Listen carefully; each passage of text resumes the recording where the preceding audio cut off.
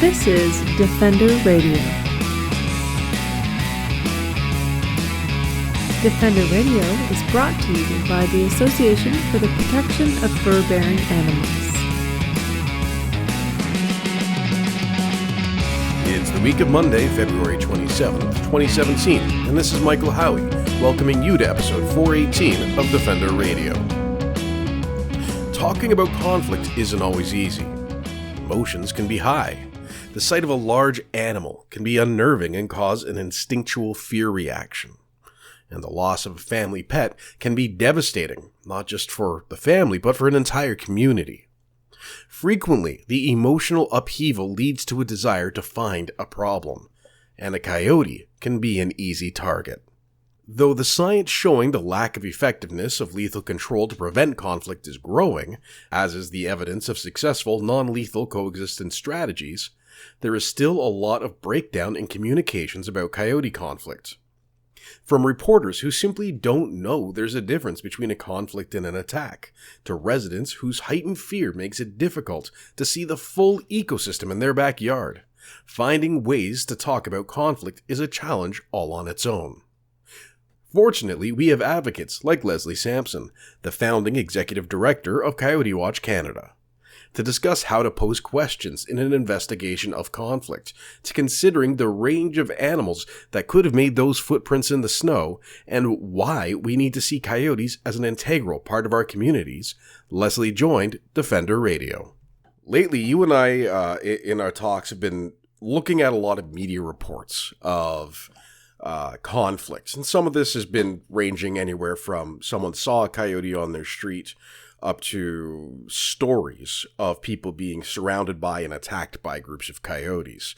And I feel like where we need to start in a conversation today is, what's the first thing we need to look at? When we see these stories in the media, as advocates, what is the first step we should be taking in order to maybe find out what's really going on? Well, first, when you read a report or an article, a report really lends itself to a little bit more investigation. So I would say in the media, when you do read these accounts, there's a lot of details that are often missing. It can be a challenge navigating what is actual confirmed fact or assumption or a guesstimate. So looking at an article and seeing, this, it doesn't make sense. Something's not right with this. And oftentimes when there is more dialogue that perhaps challenges in a good way, because obviously, communities need to know the facts about a situation and understand what mitigative steps can be taken to ensure that an encounter or perceived conflict, is removed from the situation. So I think analyzing the information and then moving forward, and oftentimes that could be involving an actual interview with the person or persons involved in the article. When you and I first met, and I was a reporter, and we were talking about coyote conflict, and I remember reading the interview with the other media outlet that had covered it, and then speaking with the individual myself. And when you start asking questions, even similar questions in a slightly different way, yes, and you maybe start getting slightly different answers. And I don't think it's intentional either. And is that something you've noticed? I know you do interviews with people all the time. Is it sometimes how you ask questions that ends up getting you the best possible information? Absolutely. And we are so grateful every time a citizen is open to a discussion. Oftentimes it's a little bit emotionally charged. You have to be patient with people.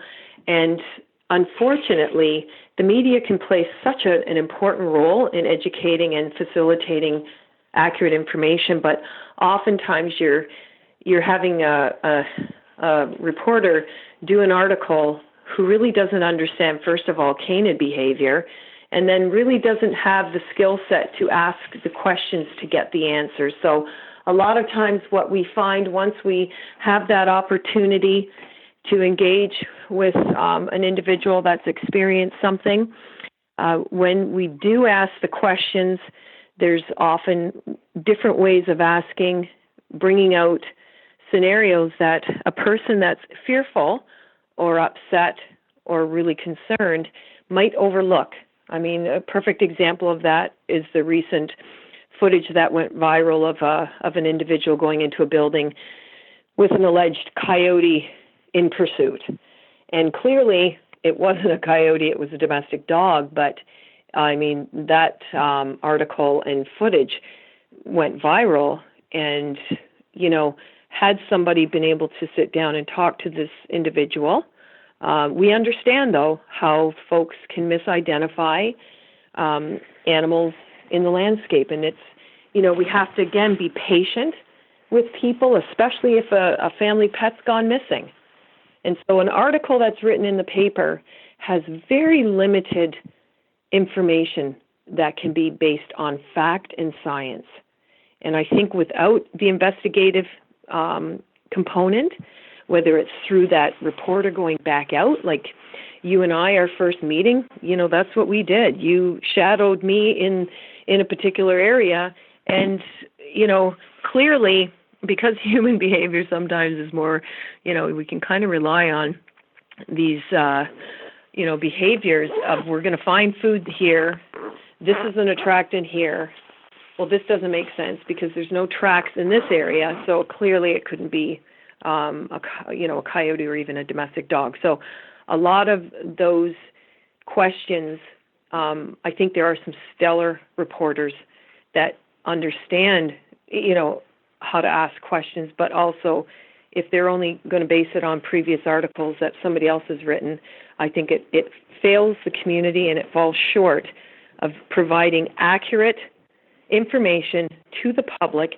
And it's okay to say, you know what, it was a canid, but we don't know what it was. Was it a domestic dog? Was it a coyote? Was it a fox? Was it a wolf? Or whatever. I mean, we've had reports of, you know, animals that have been hit by vehicles. We get the calls, there's a dead coyote, and we arrive, and it's a raccoon. And people will laugh and chuckle at that, but, you know, you have to understand, folks that aren't used to looking at an animal that's deceased, they really don't know what a dead coyote or what a dead raccoon is going to look like. You and I, we were looking at one incident very recently, and we were having one of our lovely little discussion/arguments about use of language. And the reporter had said there was an attack on a dog. And you and I both looked at it and said it wasn't an attack. I mean, the dog was uninjured. There were multiple coyotes. If it was an attack, it would have been much more significant. And one of the things I said is that the reporter simply doesn't know there's another word. So can we explore briefly sort of how we describe those different types of interactions? Because I think that's where very frequently we fall down. Both as advocates, maybe not presenting that information appropriately, and for the public and the media to not realize that there is this breadth of potential interaction between pets and coyotes and people and coyotes. Exactly. And I can't stress and emphasize enough the importance of the language that we use, not only in the advocacy and science community, but also in social media and in the media forum. And so when we describe a situation, when you actually have the opportunity to, again, interview or have that great dialogue with the individual that experienced this incident, you find out and you break it down. And how we define attack or encounter, most of the time you're dealing with an encounter. And when a person is afraid or they're concerned for their dog or they've been reading a lot of misinformed articles, it can really percolate a sensational perspective. And so, you know, for us, you know, using words that reflect not only science but compassion is critical when we're trying to share with communities the best education and safety protocol that's available. So, nuisance, vermin, pests, those words have kind of, gone way of the dodo. That really doesn't tell a community that every animal species interacts. Most incidents where we're interviewing folks, when they have an opportunity to break it down actually step by step of what they can remember, because again, our memories can get pretty foggy when there's fear. It's shut down to seeing what's really in front of us. And so coyote behavior, they're really trying their best to communicate to us what we need to do. And if a dog is involved, that ups the ante, and there's so much distress, and there's stress, there's perceived danger on the part of the coyote. A domestic dog is a threat to family, territorial, disputes, and also food items. And so, if we're going to report on something, report on it. Don't add words in there to grab a headline, like, person attacked. Attacked, to me, in my world, and how we look at incidents that involve animals, attack means that, there's contact made. There's a, being approached or having a coyote encounter is completely different than having a coyote attack. Well, and I think it's also important to look at the concept of an attack versus a defensive gesture on the part of the coyote. And that's, I remember talking with, who was it? It might have been Mark Beckoff, actually, about coyote behavior way back when. And he told me, like, as a quick thumbnail, you can look at dog park behavior to sort of maybe get an idea. And you can see dogs will start snarling and snapping and rolling, and it can look very violent, but they're not trying to hurt each other. And this sort of delves into an issue of dog science and behavior that we do not have the time or inclination for today. But if they actually want to hurt each other, if the goal is to attack, and I have seen this, and if you've ever seen two dogs actually attack, it's very frightening. And there is immediately almost blood and punctures and feathered ears and things like that. But, in this one case that we're thinking of, a gentleman said that 3 coyotes attacked him and his dog fended them off, but there was no injury to anyone, coyotes or dogs. So to me, that kind of jumps out as, was the intent of the coyotes to harm? How can we tell in a case like that, where the person says, I was attacked, but in the back of my mind, with what I know about canids sort of across the board, it doesn't quite compute. Well, the other thing is this: if a dog is free roaming and in a brush area or in a park where other wildlife is present, coyotes are territorial, very defensive for their family members and their young pups. If a dog's off leash, oftentimes they're going to be chasing that domestic dog. Well, the domestic dog is going to run back to the companion person. And so you've got, wild canids in pursuit of a domestic canid. And I mean, it's the same thing, I think the research has indicated in one study that it's over 90% of conflicts between domestic dogs and wildlife. It's because the dog was free roaming. And I think it's a really important point that we need to remember. And, when reporters are interviewing individuals, and, people are pretty good. They will say, yeah, my dog was off the leash. Sometimes they don't, come clean about that small detail, but I think it's a really important one. And coyotes are, going to protect their own as you and I would. So following a domestic dog back to where that human is there waiting and very distressed and, having a whole family of coyotes, follow in pursuit, that doesn't warrant an attack. And I think we have to really look at the behavior and what are the precursors that led up to that point. And when a dog is loose in the bush and we don't have eye contact and total 100% recall, we have no idea. And it's instinctual for domestic dogs to chase wildlife. That's part of their DNA, and we can't genetically take that out. It's present. I mean, my dog is a prime example. I mean, he is he has to be on a leash unless we're in an area where, I know that I'm doing training work with him. And we have to appreciate that our domestic dogs have instinct just like their wild cousins. Yeah. And I think something I find kind of funny is you see people walking their dogs off leash. Even, whether I'm here in my home in downtown Hamilton or when I lived in the suburbs or when I've been in the country. And they say, my dog's always with me when we're off leash. And then you watch them walk around the corner and 10 seconds later, the dog walk around the corner. Yeah. And it's hard for us as human beings, I think, to remember that outside of our homes, we're part of an ecosystem, and our concept of property really doesn't play a role in that ecosystem. And that's, I think, maybe where some of these things come from. A quick note, the study you were referencing is Coyote Interactions with Humans and Pets, reported in the Canadian print media by our friend Dr. Shelley Alexander, and it's 92.3% of the encounters between dogs and coyotes. The dogs were off leash. That really is significant. Well, I think it's significant for two reasons. It demonstrates that there is really a glaring issue with folks not considering where they're walking their dogs, what wildlife is in the area, and if there isn't any signage, or if there is signage and they're not paying attention to it, we can decrease those incidents. And the second thing is that it also provides a really great foundation for individuals that want to engage in nature, be outdoors, and appreciate the wildlife, but what can they do to minimize these encounters? And so I think it's a real worthwhile study.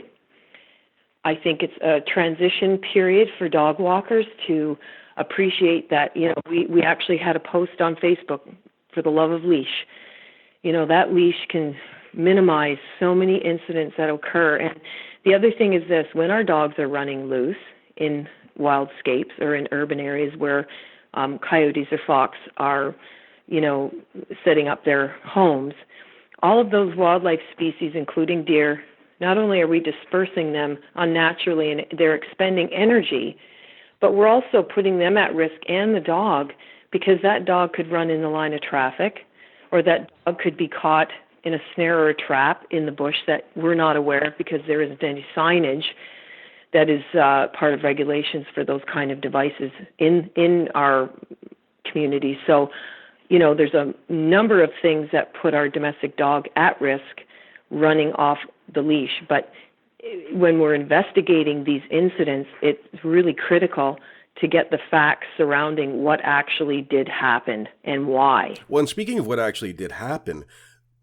you and I have both recently been talking a lot about, in our communications, I think, the other animals in the landscape, particularly in areas where coyotes are being seen more frequently, or there is, for whatever reason, be it a reasonable one or an unreasonable one, an increased awareness or apprehension about coyotes.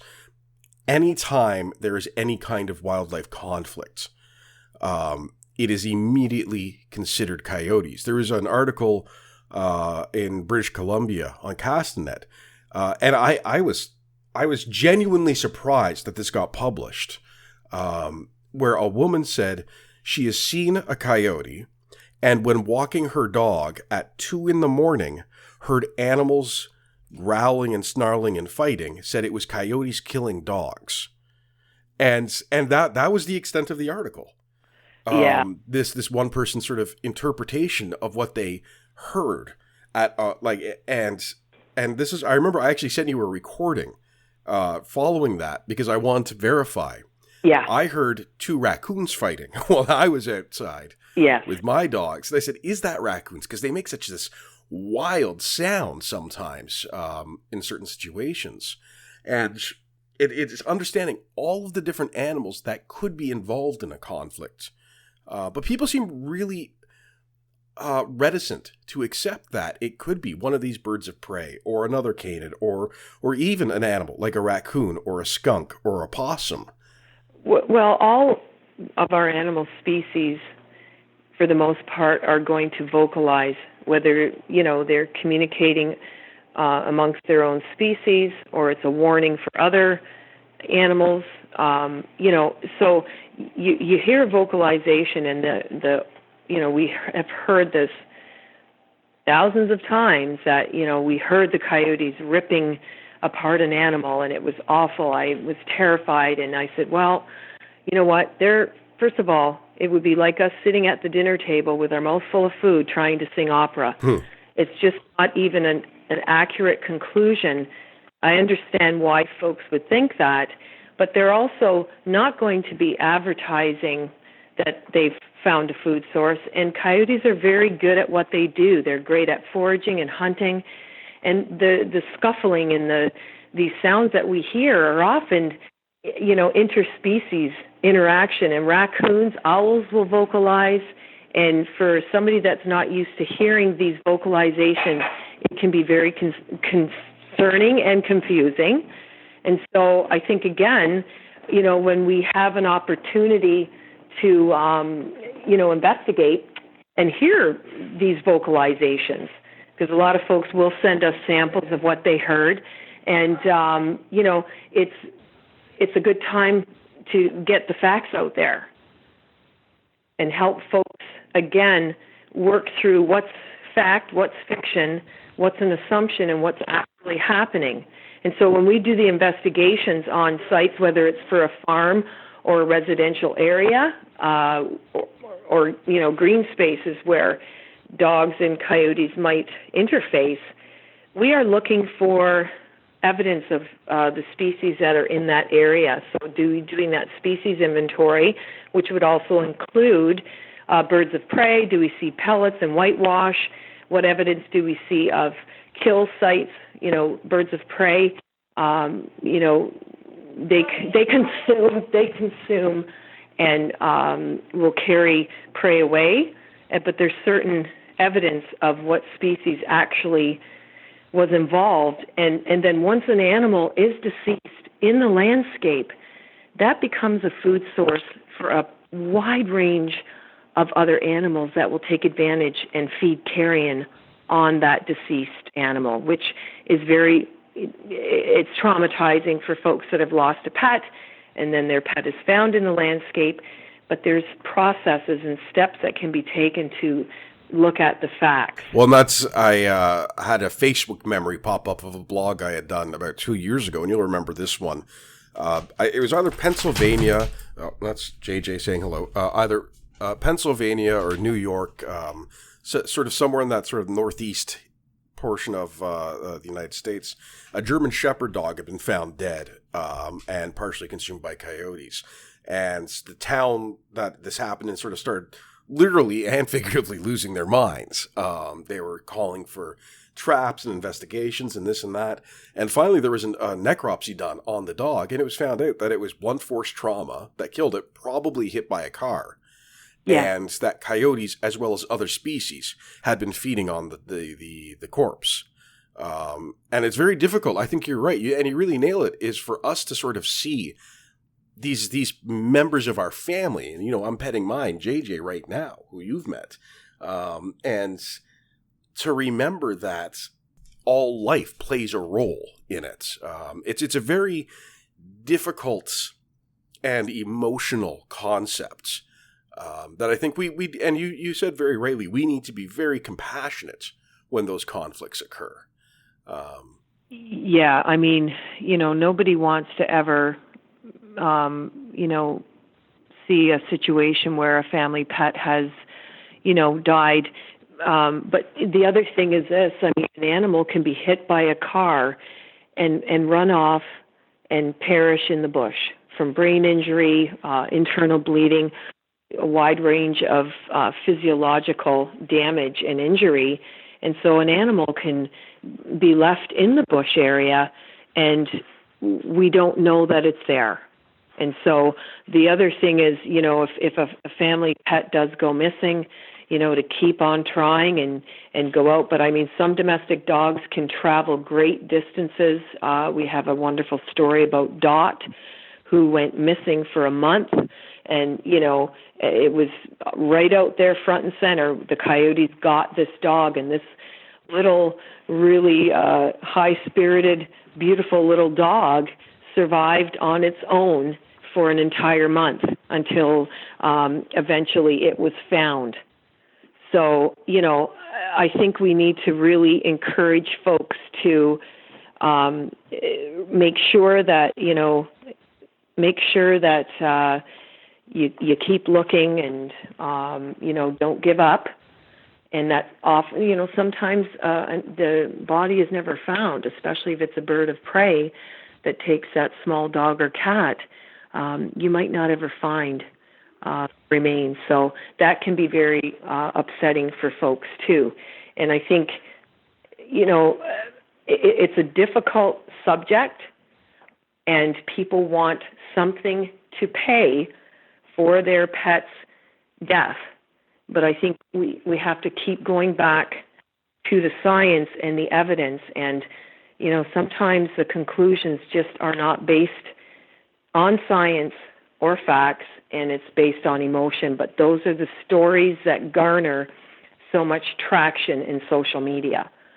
Absolutely. And that's the downside to our information age, too, is that this misinformation or partial information gets spread just as quickly. And what I'd like to do briefly, too, you saw I had a friend comment on something I had posted personally about what to do in a certain situation in terms of seeing a coyote when they have their dog. And I knew the basics. I mean, you and I have talked enough about this over the years. Make yourself big, throw something toward but not at the animal. Yell, don't scream. Use a shake can or some other unusual noise maker. All of these things, don't run away. But with a dog on leash, I feel like the situation may change a bit. And I think both in sort of the backyard scenario and on a walk scenario needs to just sort of have a very brief overview of what do we need to do. I mean, as you know, I have JJ, who's a large dog. You have a large dog. But there's also small dogs, both in backyards and on walks. So let's start with the walks. For the two different sizes of dogs, what's the best way to respond to seeing a coyote? So if it's an area where people are familiar with, if it's the same trail system, same pathway, same bush where an individual goes to walk their dog, first of all, leash up. That is going to guarantee you, first of all, have control over what your dog can get into, but it also gives you an added advantage that you are prepared in the event that a coyote happens to maybe come onto a trail. But I'm going to take it a little step further, though, Mike, in that when we are outdoors, we need to be cognizant. Are there a lot of scats on the trail? And that's a fancy word for coyote poop. Like domestic dogs, they're leaving their mark, especially in territorial markings. They're going to leave that evidence. In certain times of the year, if you know that, there's been an increase in sightings, and dog walkers talk to each other. There's always information being passed back and forth. Be aware, because many times, again, if you see a coyote in the distance, your dog's on a leash, that dog is part of you. If a dog's off a leash, that coyote is honed in on the domestic dog. And then once that, if a person gets their dog on a leash, keeping them tight to their body, ensuring that, the coyote, first of all, could be curious. We have cases all the time. We're working on 3 right now where there's residents that allow their dogs to play with coyotes. That's not great for a number of reasons, but, if the dog is close at hand, it gives a person better control. And then also being aware that, okay, the coyote knows we're here. It's off in the field there. Has your dog chased that coyote before? Because just like our dogs have really great memories, so do coyotes. If there's an incident that has occurred in the past, that could increase the stress level for that particular coyote. So, if it's a denning situation, and sometimes coyotes choose some really strange places to raise their families. If they're limited in opportunity to pick a really great den, maybe there's a den close by on a trail system in a small plot of land, like we saw, in one of our cities we were working with. It was a park right in the middle of the city. So, don't go in there. If you do see evidence of food being left on a trail, bag it and bring it out and report it to the authorities, because that territory then becomes a hot spot, and there's expectations on the wildlife that they want that food source. And so, it's not just about walking your dog. It's not enough just to say, well, I've got my dog on a leash.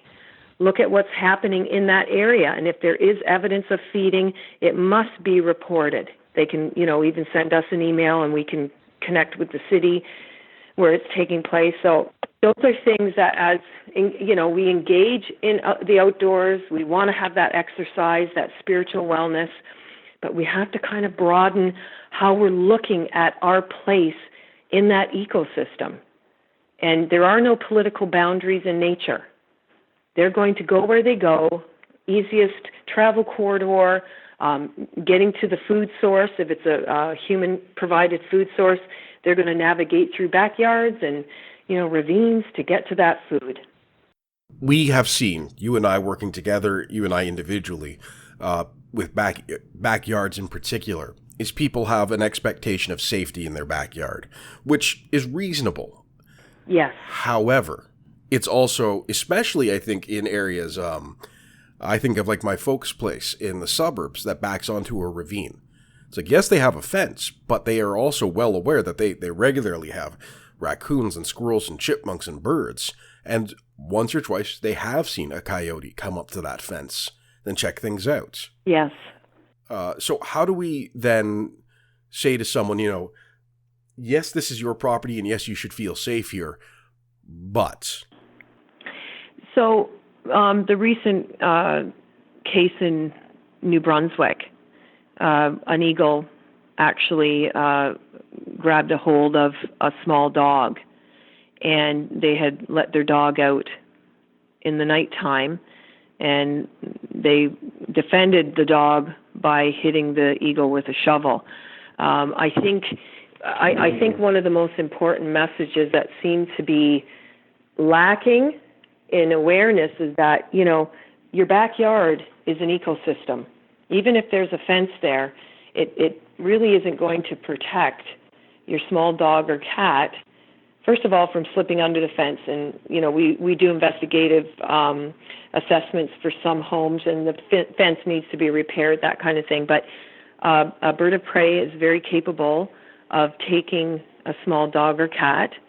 And so, letting your small dog go out at nighttime, especially if your neighbors have bird feeders, birds of prey are very intelligent, and they're going to, hang around those locations because it's a smorgasbord for them. There's so many animal species feeding at the bird feeder, on the ground, in the trees.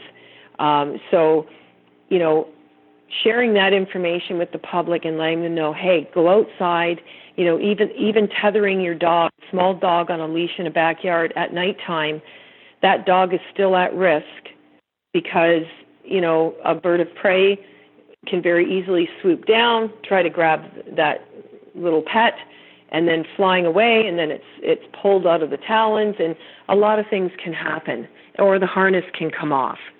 And so our backyards are ecosystems, and especially if there's natural corridors that lead into the area, or you have neighbors that are feeding the wildlife, most of the time the connections aren't being made.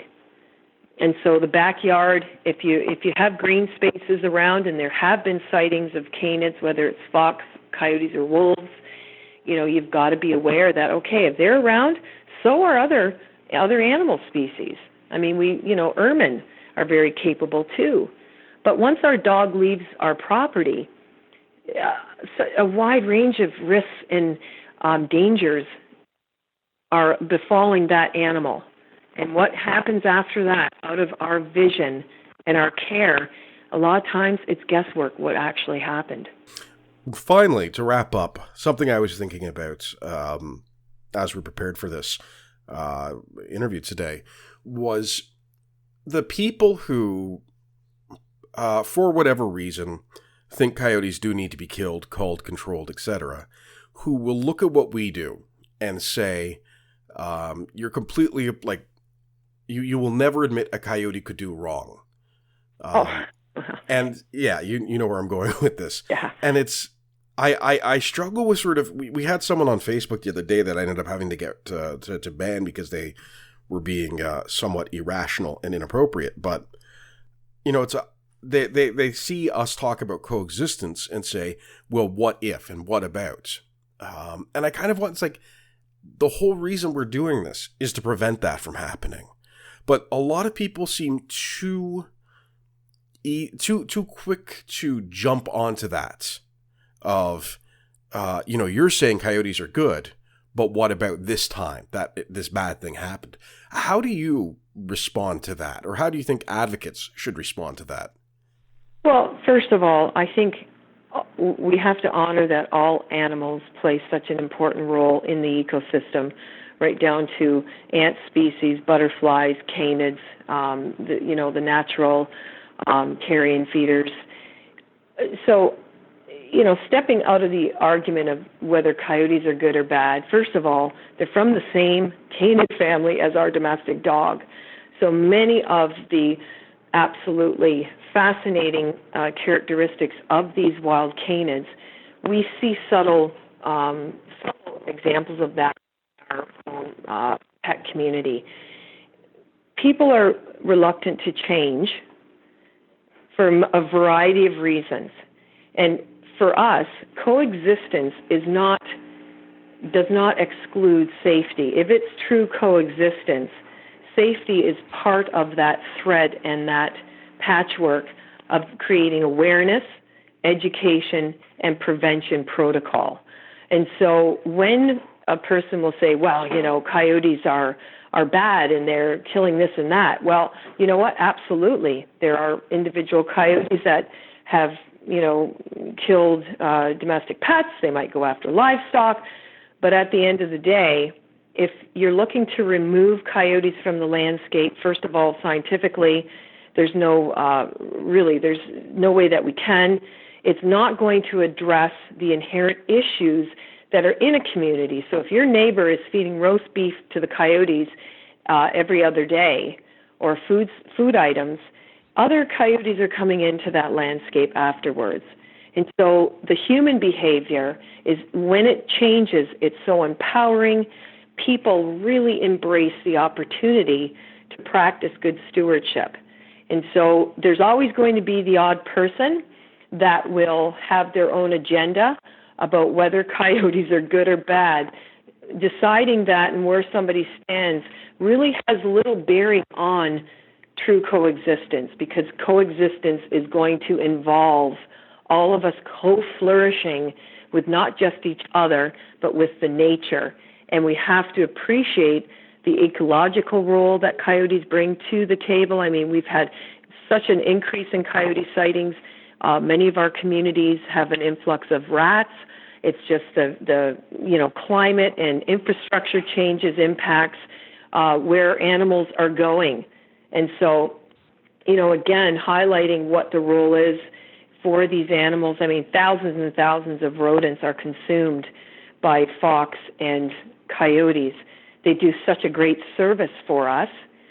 But again, if somebody just is clinging on to the fact that, you know, coyotes are these vicious animals that need to be removed from the landscape, you know, it's not a realistic perspective.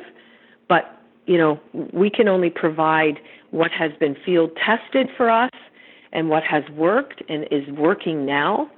And, you know, it's like somebody calling us to ask us, or, you know, Facebooking us about the height of a fence that they should put in their backyard. Well, first of all, without actually doing a site inspection, we're not going to engage in that dialogue, because we have no idea. You could put a 6-foot fence up. Coyotes and dogs are very capable of climbing, and so are fox, and so are ermine, and a plethora of other species. But we have no idea what's taking place in that community at that location. Are there a ton of bird feeders? Are there composts? Are people leaving dead stock just down the street in the field? So all of that detail is very important. And if there was actually a confirmation of coyotes that have come onto the property, that's the other thing. So we would look at the tracks and the scats, what's in the area, go into the bush, go to neighbors. But, we can't give that kind of advice without either pictures or a video. We're doing some outreach right now in the States with a cattle and a chicken farmer, 2 different locations. And we've had a ton of pictures come in. So we can help those folks in the best way that we can based on what's that individual situation. And every backyard's different, and every home is different. So behavior really is going to dictate the willingness of folks to engage and become empowered. Killing an animal doesn't empower us. I think it puts us in a really precarious situation, because then we have expectations that our animals are safe. And when in fact, they aren't. They need us to care for them. That's why they're domesticated. That's our responsibility. And, I think, again, just being patient with people and the wildlife, and it, it's something that does take time to adjust. Simple actions and adjustments in our lifestyles can really open up such a great opportunity to understand not just coyote behavior, but our place in the ecosystem too. To learn more about Coyote Watch Canada, visit coyotewatchcanada.com. That's it for this week. Until next time, this is Michael Howie for Defender Radio, reminding you to stay informed and stay strong.